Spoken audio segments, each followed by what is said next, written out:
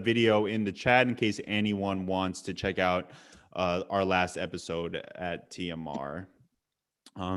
As always, I want to ask if you like the content, please like and subscribe. That helps us a whole lot. Any feedback is more than welcome to, as we're trying to cater this series and all this content to all of you, the travel advisors. So please don't be shy.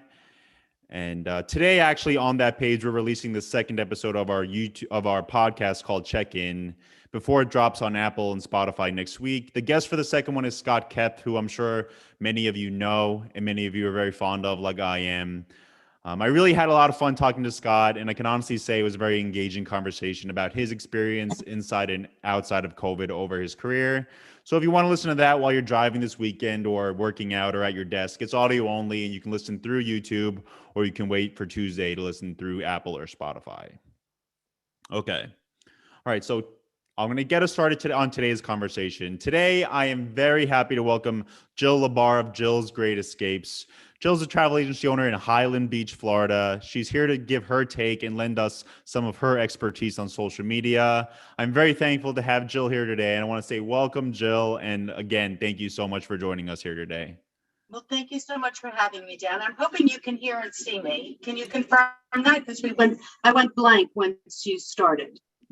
I can hear and see you. I saw some compliments about your background already in the chat. I hear some feedback. Hopefully the TMR team can sort that out. But I think we're going to just go ahead and dive into it because I know, again, this is a very hot topic and you have a lot of things to tell us today.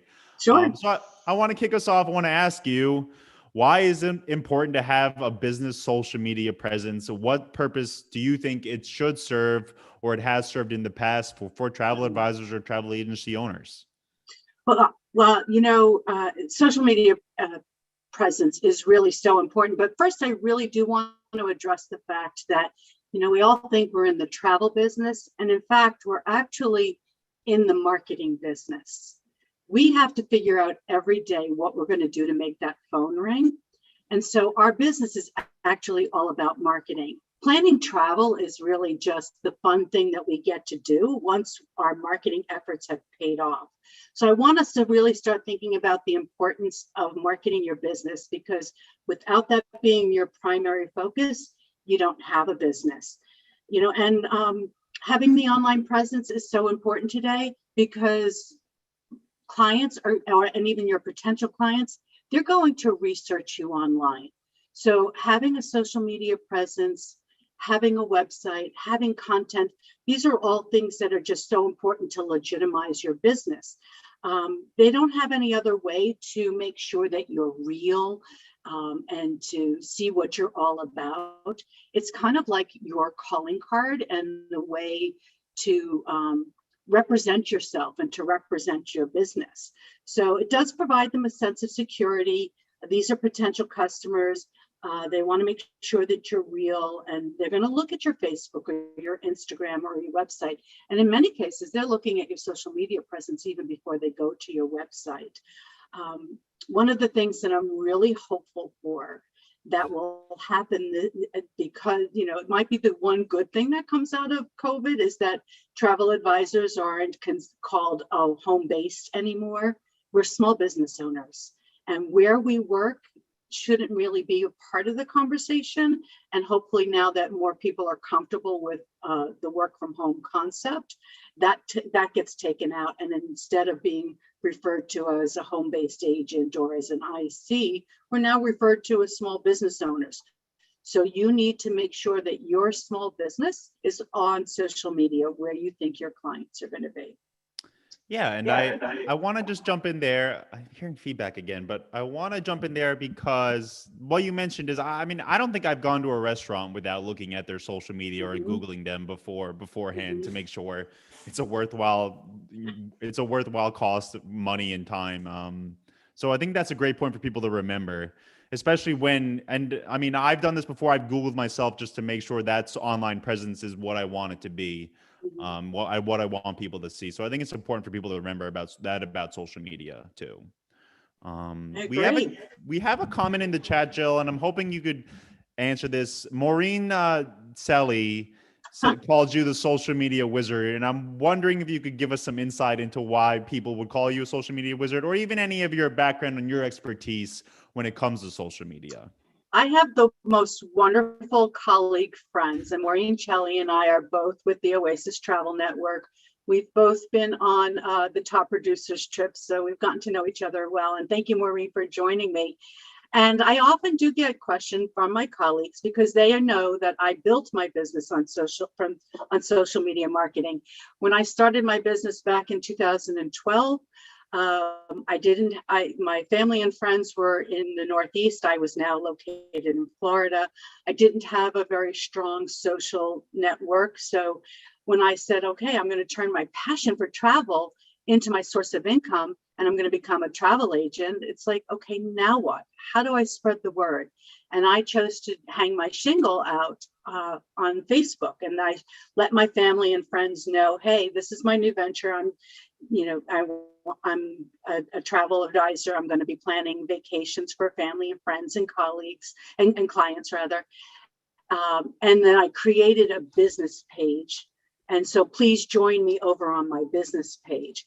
And because of the success that I've had with that, I often get questions from my colleagues who have built their business in other ways. I mean, Maureen's a perfect example, and she's been in the business for a long time. I have a few other colleagues that are on this call who have amazing businesses. And that's one of the great things about travel, is that we can attract people in different ways. And so that leads back to why being authentic on social media is so important, so that you're attracting the clientele that you want to attract. You got to be yourself, and then you're going to get those customers that are drawn to you. Yeah, and I know we want to address that specifically, but first I want to ask you something that a couple of other people, even inside and outside travel, have mentioned to me when it comes to social media, and that's the return on investment. I know a lot of advisors maybe haven't gone about it the right way and maybe don't think they're getting a proper ROI when it comes to social media. So what advice would you give advisors who are worried about using too much of their time on social media and not seeing that return that they want to see? You know, it's so easy to get distracted when we're on Facebook or we're on Instagram, and we can easily just start to scroll. And you really have to decide that you're setting the time apart. Okay, this is my work time, and it's a discipline. It has to be part of your work routine. So if you've established your hours are Monday through Friday, 9 to 5, and we'll use that as the example, well, you should not be scrolling through Facebook, social media, or of any kind for social reasons. This is your work time. So if you're going to be on a platform, you need to make sure that it's your time, whatever you value your time at on a per hour basis, that you're using it wisely. So don't get sidetracked. You know, for me, when I'm on Facebook, the only reasons I go on it during the day is to either do something on one of my pages, whether it's Insta or Facebook. If I'm engaging with my colleagues on the closed group for the Oasis Travel Network, or if I'm doing something to engage in one of my closed groups that are focused for my clients. That's it. The scrolling, that's at night. And so that's how I make sure my time is well spent. And, and I can do some scrolling in the evening while you're sitting on the couch, but that's not during the work day. Yeah, and I know we want to talk about another thing. We want to talk about closed groups later and being authentic. I don't want to jump in. I see a question in the chat about tools for social media scheduling, and I don't want to jump into that right now. I promise I'll get to that by the end, though. But I wanted to talk about something you mentioned earlier in the week, Jill, that you almost called social media the new old school sales call. And I was wondering if you could explain what you meant by that, and why is that something important to remember when you're doing your social media activity? Yeah, absolutely. So I had been giving a lot of thought about how we use social media for marketing today, and it really struck me, and as I have more life experience than you might have being older. So I started thinking about, the evolution of the sales call. And even if you just go back in the last 50, 60 years, and you think about the door-to-door salesman, or, even the telemarketers before there was all these robocalls, or the the guy that had to travel from office to office and try and get past that receptionist who was the gatekeeper. These are all cold sales, cold call, what we call cold calls. That, you know, these are people who are attempting to make a sale, and they don't know what the response is going to be, how receptive somebody's going to be on the other side of that door, the other side of that desk, because it's just a cold lead. I'm just taking the random chance of knocking on your door and that you might be receptive. And so when you think about Facebook and now my business page, it really has become that. There's 5,000 people that I have that follow me, and I'm posting information out there, you know, every day. I don't know if they're interested in what I have to say. You hope so, but it's a cold call. I'm out there trying to reach somebody that maybe you want to book a trip.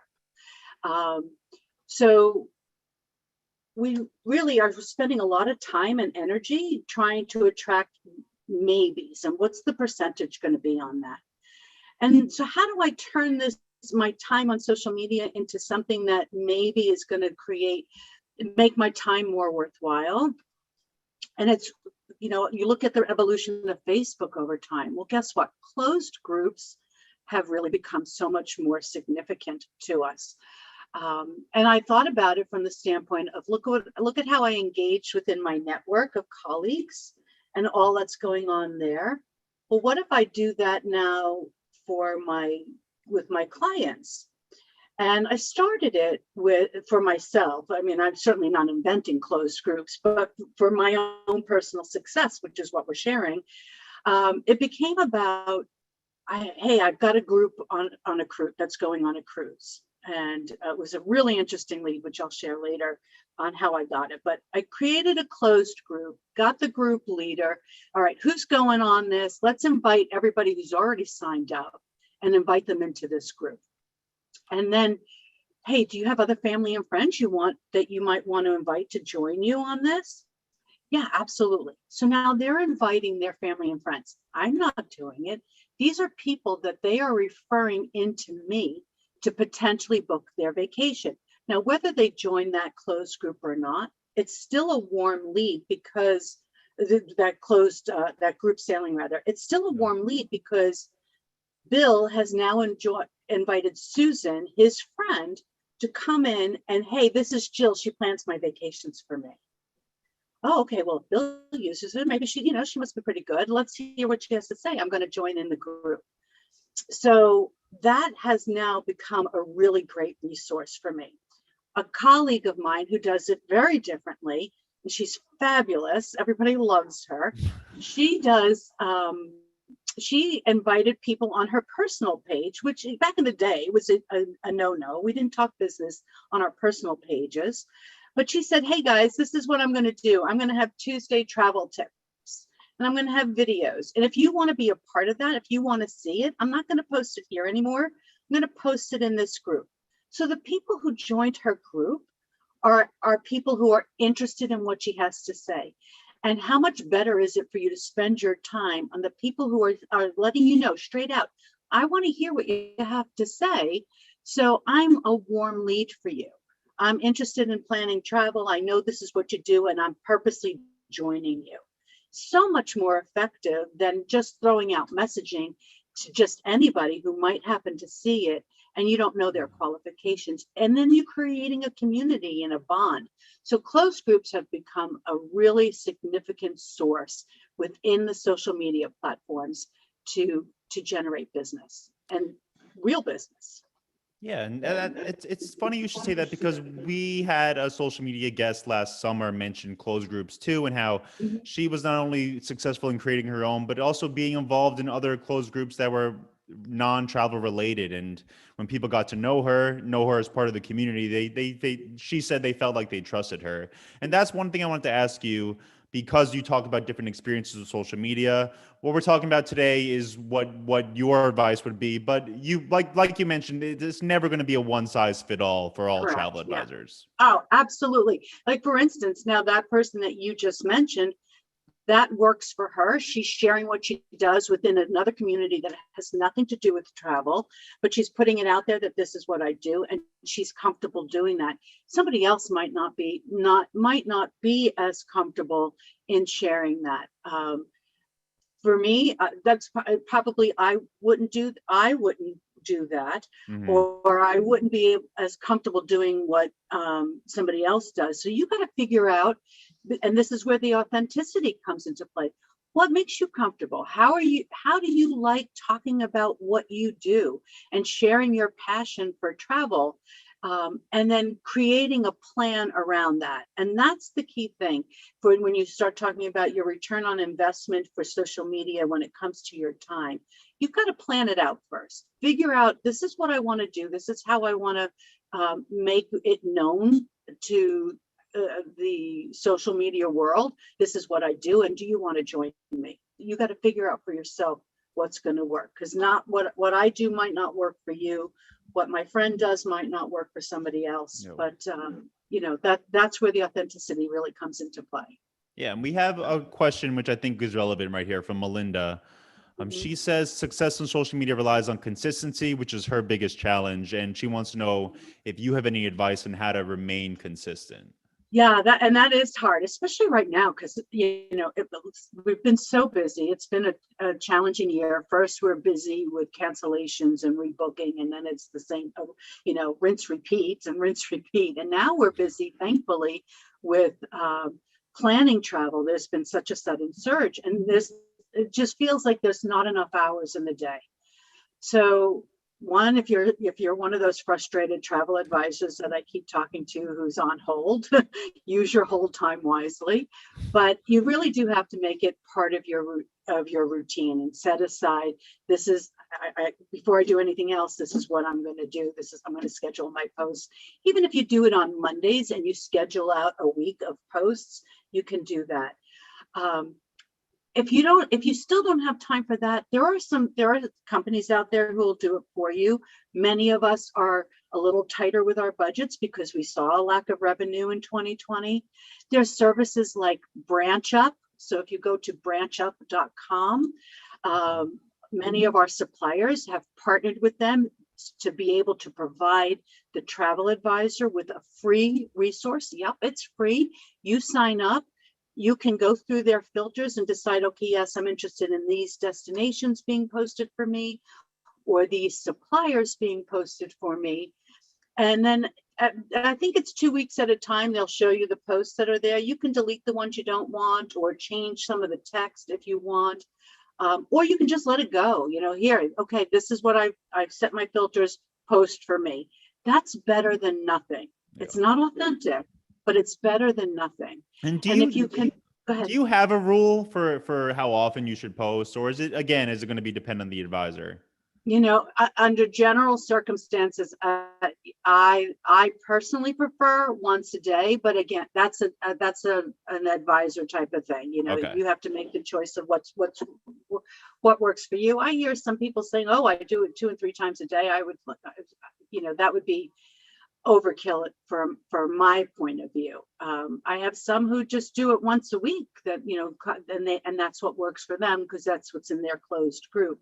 But from my business page, I like to do it at least once a day. Sometimes it's the first thing I do in the morning before I even get out of bed. I'm on the phone scrolling through my pictures. Okay, what's it going to be today? And come up with something. I rely on BranchUp to make sure. So the days that I miss, I know something's being posted. And then, there's been so many other changes that I know you and I want to talk about with how Facebook is so different today from when I started in 2012 to how it really works today. So, you've got to decide for yourself what makes sense. How often do you want the potential of somebody to hear from you? Yeah, and I guess let's dive into that. Like you mentioned, Facebook has changed a lot. I mean, that company has changed a lot, and the platform has changed a lot too. So I know the way people have used it has also sort of shifted and it's Mhm. continuously shifting. So I'm wondering, Yeah. yeah, I mean, what has your experience been like since you started using social media? And we'll talk about Facebook in particular. I know there were some questions about other platforms. We'll try Mhm. to get those to those later. But Sure. yeah, could you tell me about how Facebook has evolved and how your Yeah. use of Facebook has evolved? Oh, absolutely. It's so different. So in 2012, and again, when I'm hanging out my shingle, I'm in business.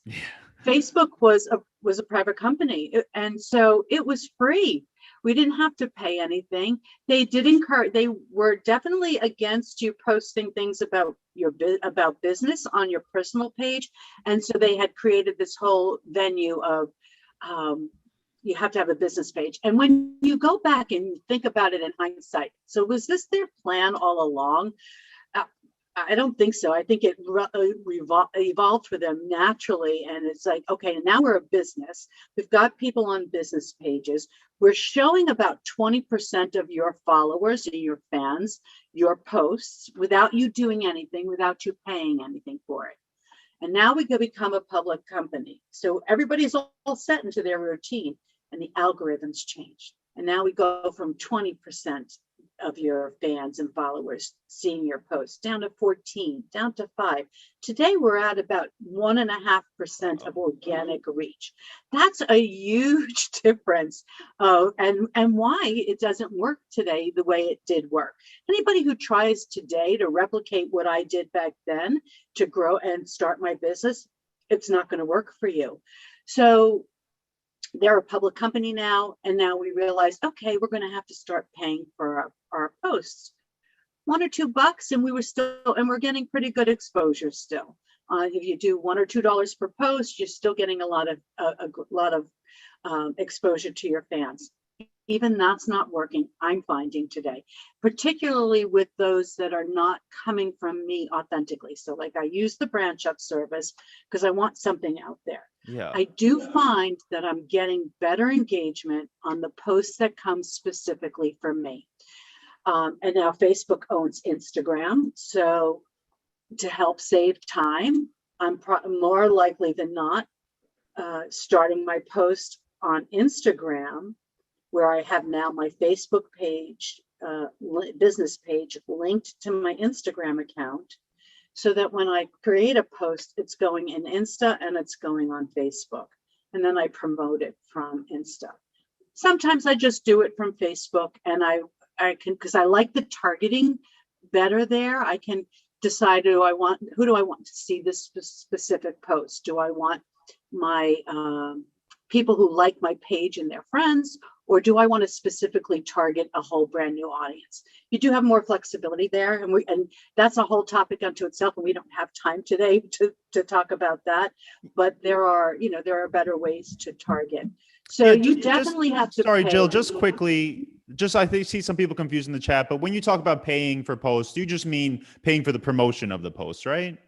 Correct. If you Yeah. want people to see your post, you have to do what's called boosting. So when you do a post, and you might see the option, if it's from a business page, to boost it, you click on that, you target, you select the audience that you want to see it, you decide how many days you want this boost to run over, how much you want to spend, and then Facebook decides how many people are going to get it. And the only way you get even better exposure is if it creates some activity. So the way Facebook works now is like, all right, I've shown your post to 100 people, and out of that 100 people, you got 30 people who engaged in that post. People like this one, so Facebook algorithms opens up a little bit more to you, and so the things that are getting better engagement are going to get more exposure. So that's what you want to look for if you're looking to get just engagement and exposure. You want to find, yeah, you need to have things that are getting the likes and all that. But is Yeah. that the purpose for you for your marketing? Are you just interested in likes, or do you want to get business out of it? And that's why the closed groups has become more important. So I still do the Facebook business page thing because I want my name out there. I want it to be searchable. I want potential clients who are researching me to still have that presence. It's very important. But my time is more effectively spent in the closed group environment. Okay, and I want to get into the closed groups, the benefits of having a closed group, and I know we're gonna have some questions on that, but there was a couple other comments in the chat, and I just want to talk about before we get into closed groups. You told me earlier in the week that you've noticed you do get better engagement when you post something personal, even if it's to your Yeah. business page. And that's something we've heard anecdotally from another number of advisors who are on this series, especially the ones who were traveling during COVID and posted about their travels. They seem to have a good reaction from their friends on Facebook. And I wanted to know if you could talk about that. I mean, sharing a trip or sharing photos or videos, how does that impact the engagement that you seem to get? Yeah, absolutely. Again, going back to when I started this, and it was frowned upon by Facebook to post anything on your personal page about your business, I've actually stepped away from that. And I can remember having conversations with a colleague who was doing it all wrong, according to Facebook, and yet she was having such great success. So I have started posting things on my personal page I make those posts public so that anybody can see them. So, and again, that is intentional because of, Google searches and all that kind of thing. So when I've had a success and I've had a recognition, I'm on an advisory board, I've had some kind of industry-wide success, I am posting that on my personal page. Gets tremendous engagement from my family and friends. Yeah. So, I'm just sharing some business success. If I'm going on a trip and it's, with my husband, I'll talk about that now on my personal page because it's a soft reminder to family and friends that this is what I do. Oh yeah, I had a great opportunity. It's business related, but look at the business trip that I'm on.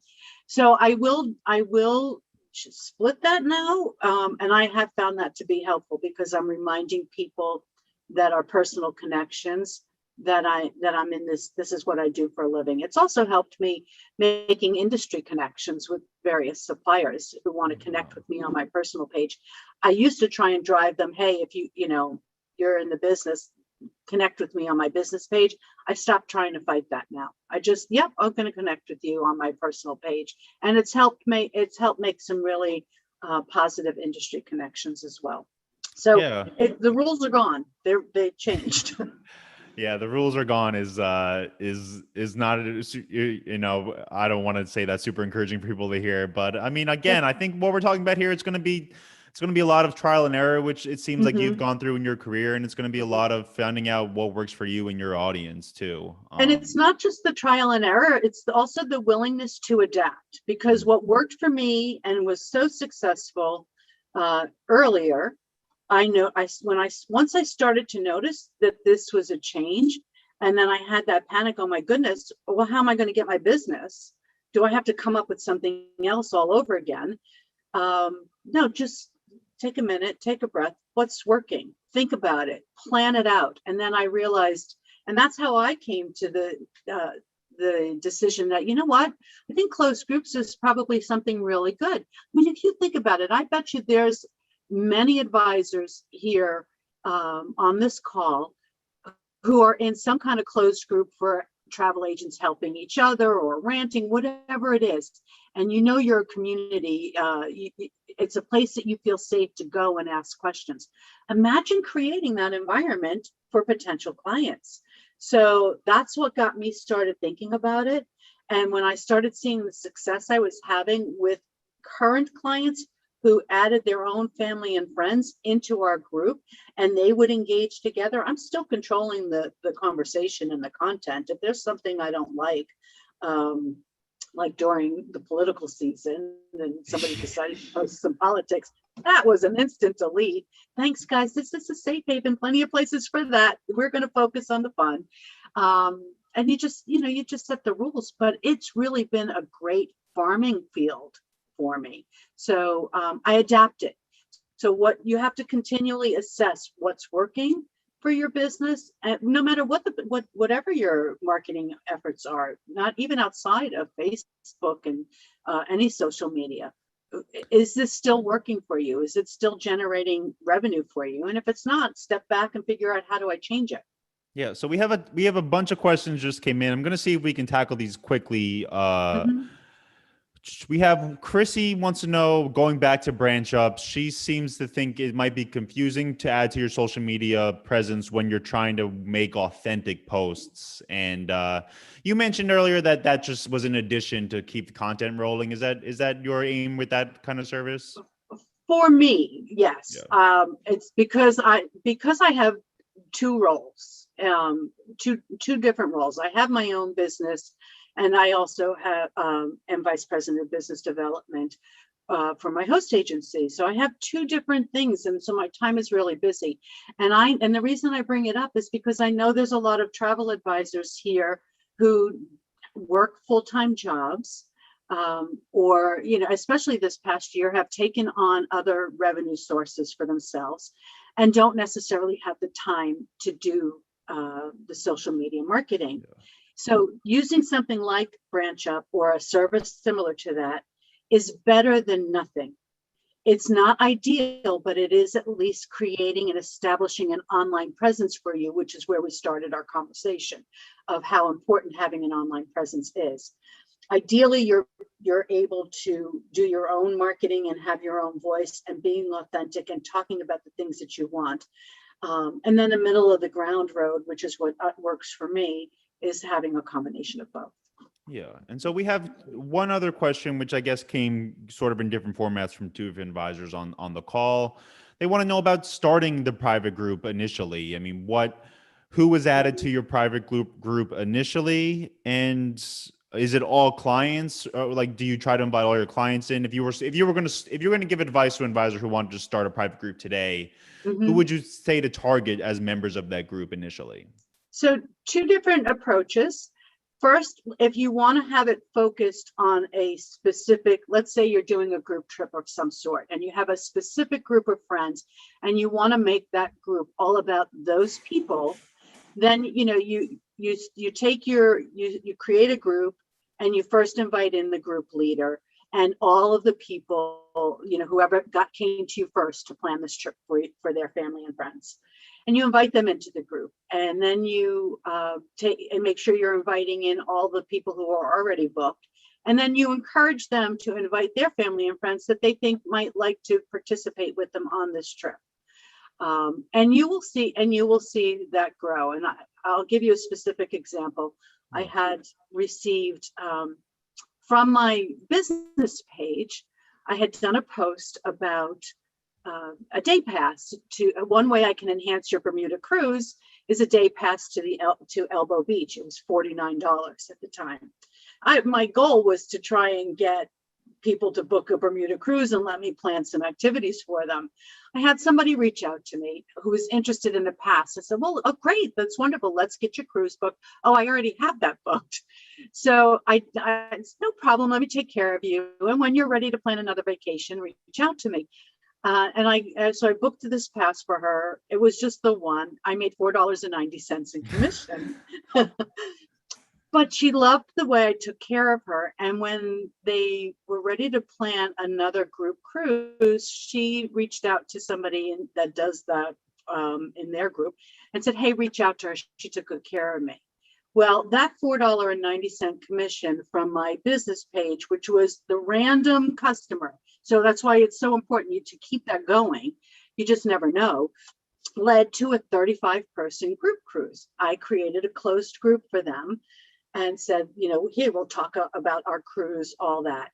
And then when we plan the next annual cruise, because it is an annual cruise, I'm now planning their sixth. Well, we replanned it. This would be the sixth. So it's actually the fifth because we lost 2020.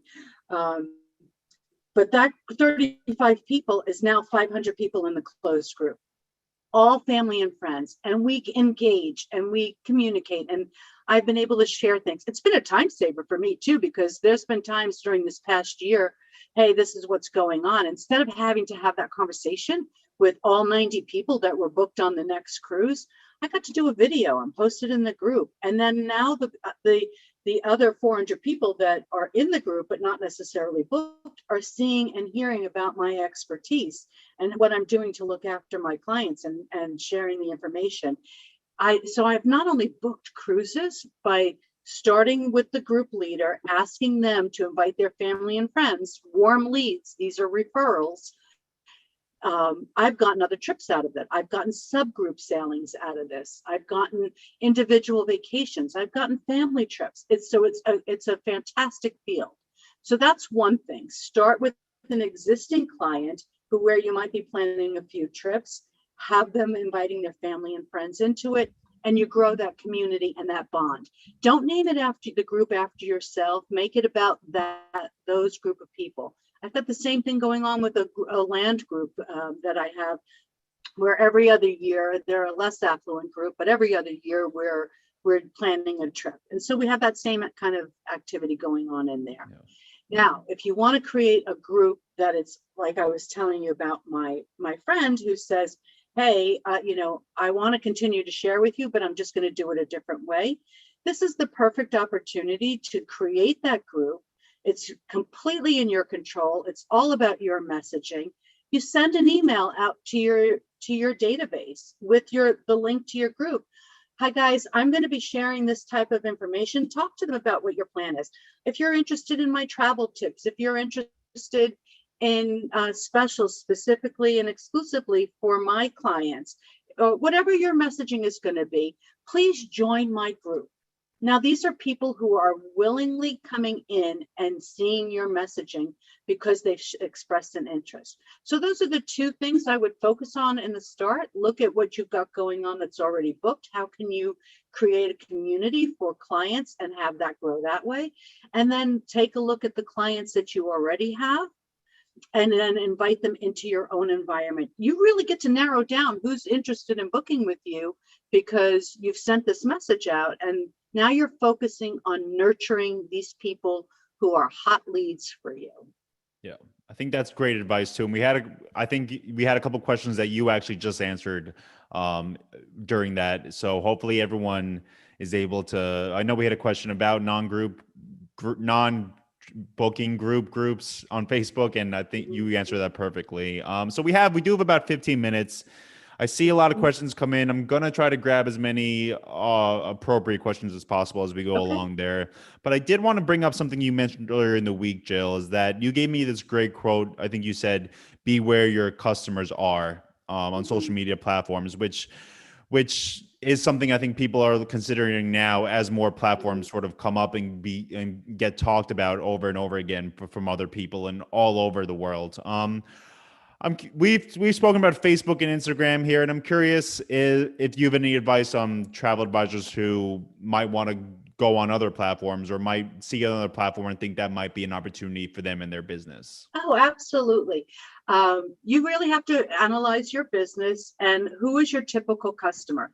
One platform that rarely gets mentioned anymore, but was early on for me, I had to step away from it just because of time constraints. And it wasn't my focus, but early on in my travel career, Pinterest was an amazing resource for me. So I spent a lot of time creating boards, whether it was because I took supplier pictures or I uploaded my own. And so if you look on Pinterest, you'll see I have a ton of boards that still gets a lot of activity. I just haven't been adding to them lately. I got destination weddings out of my Pinterest boards. That's huge. Now I've taken those and done other things with them. But when you think about it, brides are all over Pinterest doing research. So if you have a really strong presence on Pinterest, it's a great way to farm for that. You have to market and solicit for it, of course, but that's a potential revenue source. TikTok. I don't know much about TikTok, but I know some colleagues who are doing really well with creating really great content and fun and amusing and are attracting clients.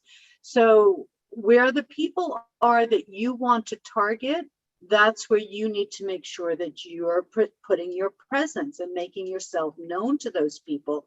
For me, it's Instagram and Facebook. It's what I know, it's what I feel comfortable with, and it's also targeting the demographic where I feel I want to be focusing my time and energy. And my business continues to evolve of who am I trying to attract. having a conversation with a colleague the other day about this. Do you want a more mature, affluent client that may not have many years of travel, but you want to capture them, but then you have to continually be looking for who's your new stream of revenue going to be as people reach a certain age and may stop traveling?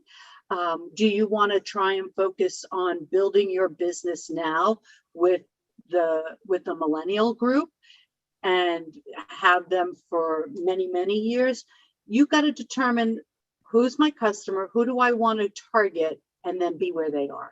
Yeah. This is actually the first time I think on this series that Pinterest was brought up, which I think is very important for people to know.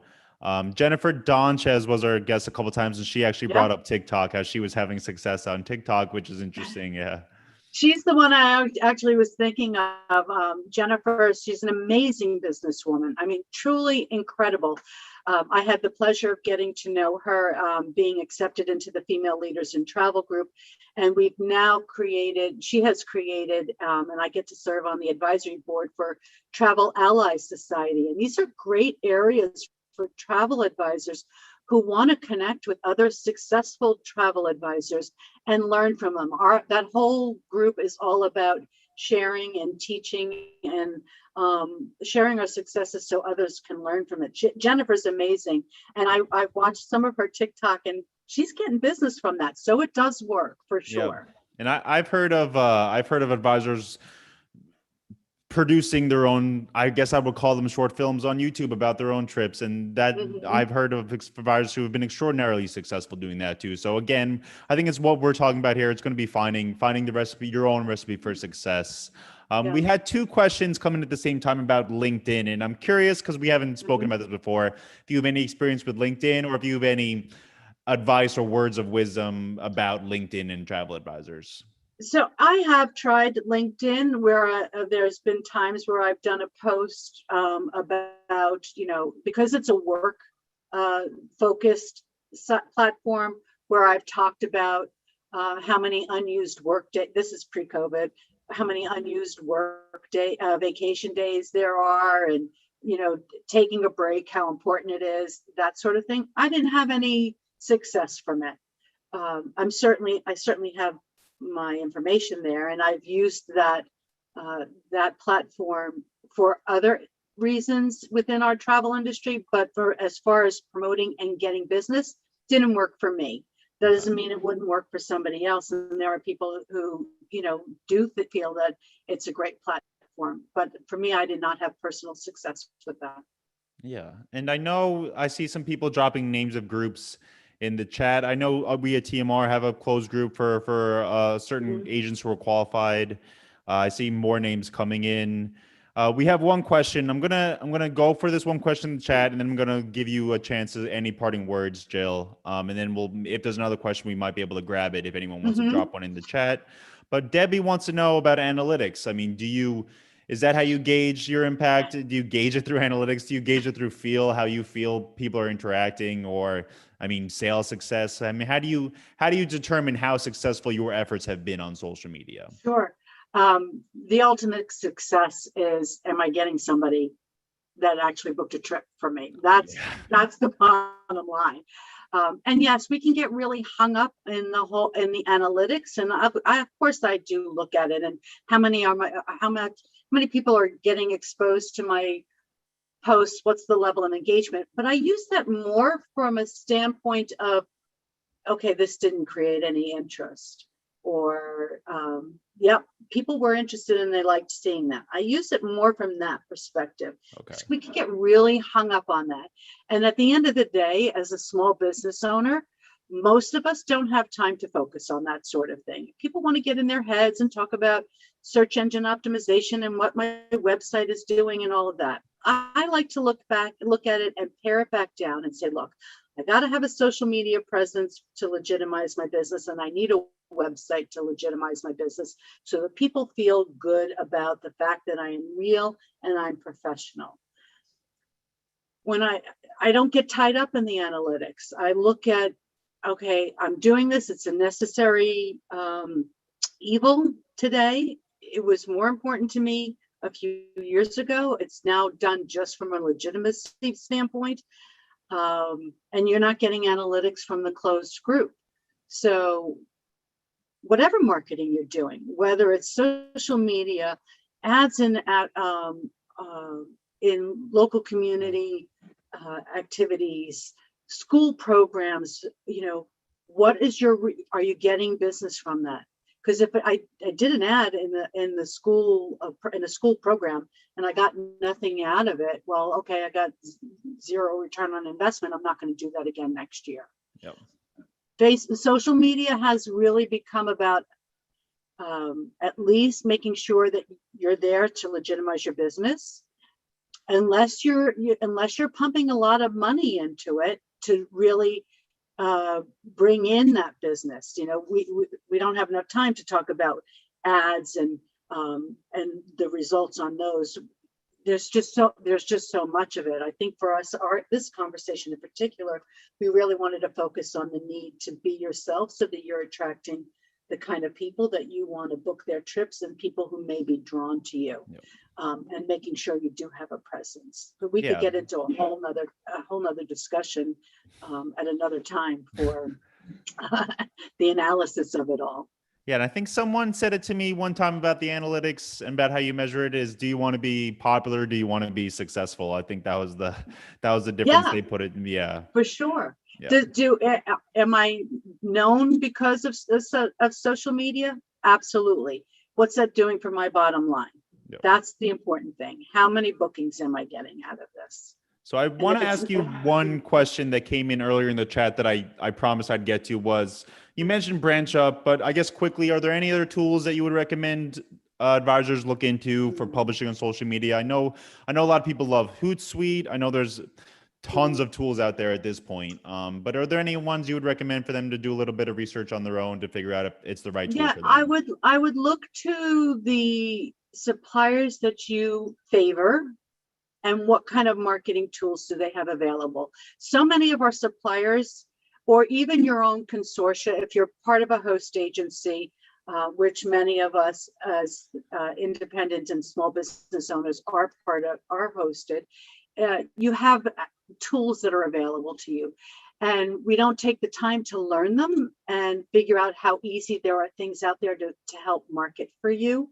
So I would explore those avenues to see, okay, I love working with supplier ABC, and reach out to that business development manager. What do you have that's going to help me make it easy to promote your brand? I'd go down those routes, and I would also look to see within your own host or consortia what tools are available that is going to make my marketing efforts easier.